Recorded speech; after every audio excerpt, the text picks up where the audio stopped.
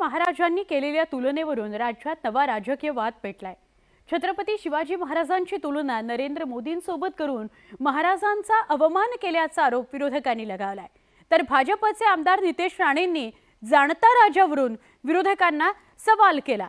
पाहुयात special report. Chhatrapati Shivaji Maharaj के गुरु समर्थ रामदास स्वामी महाराज की याद आ गई। उन्होंने शिवाजी का वर्णन किया, निश्चयाचा महामेरू, निश्चयाचा महामेरू, बहुत जनासी आधारू, अखंड स्थितीचा निर्धारू, श्रीमंत योगी, श्रीमंत योगी, श्रीमंत योगी। हम लोगों को आज एक श्रीमंत योगी प्राप्त हुआ। हम लोगों को आज एक श्रीमंत योगी प्राप्त हुआ असं वक्तव्य करून गोविंदगिरी महाराज वादात अडकलेत। छत्रपती शिवाजी महाराजांसोबत पंतप्रधानांची तुलना केल्याचा मुद्दा उपस्थित करून विरोधकांनी आक्रमक भूमिका घेतली।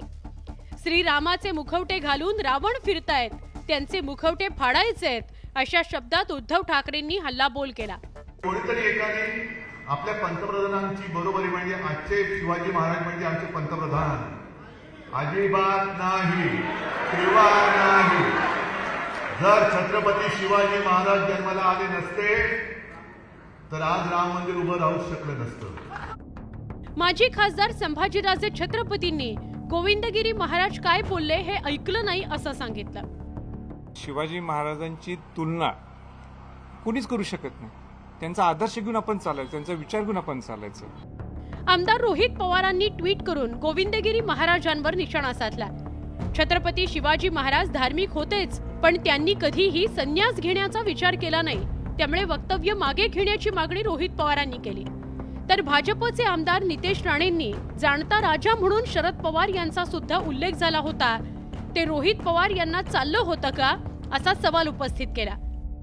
जाणता राजा म्हणून पवार साहेबांचा पण उल्लेख अगोदर झाला होता, तेव्हा मग रोहित पवारांना ते चाललं होतं का?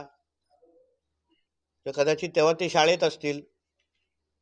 म्हणून मोदी छत्रपती शिवरायांचे गुण अगर मोदी साहेबांमध्ये कोणाला दिसत असतील आणि त्याचा उद्गार अगर त्यांनी काढला असेल तर त्याच्याबद्दल कोणी आक्षेप घेऊ नये। गोविंदगिरी महाराजांनी केलेलं वक्तव्य आता वादाच्या भोवऱ्यात सापडलंय। राजकीय नेत्यांनी आक्रमक भूमिका घेतल्यानं त्यावरून राजकारण सुरू झालंय।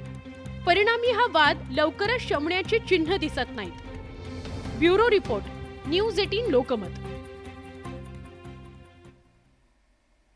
एक महत्त्वाची बातमी आपण बघणार आहोत। उद्धव ठाकरेंचं काही वेळापूर्वी भाषण झालं नाटकामध्ये।